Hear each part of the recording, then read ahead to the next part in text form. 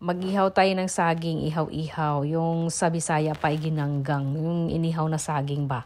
Wala ito sa Manila. Ewan ko, siguro meron na ngayon. Dati wala nung nasa Maynila ako. So I will start mga bebe.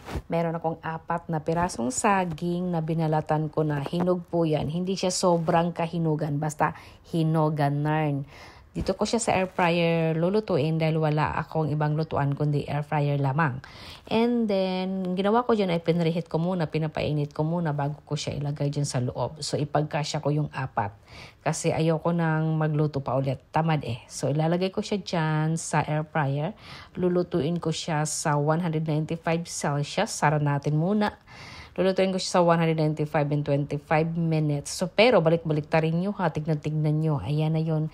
Iba pa rin yung air fryer, no? Kasi, pantay yung kulay niya. Pero, kung pagpipiliin ako kung sa uling at saka dito sa lutuan na ito, syempre, mas masarap pa rin doon sa uling magluto. Kasi yung aroma ng uling ay nakakadagdag ng lasa sa ating mga niluluto. So, ililipat ko siya dito sa aking lagayan. Mainit. Then, ang gagawin ko kasi dito guys ay lalagyan ko siya ng mantikilya or margarine. Yung katulad pa sa probinsya natin. Ewan ko sino nakaka-relate. Sigurado ako maraming makaka-relate. Maraming mga Bisayang manunood.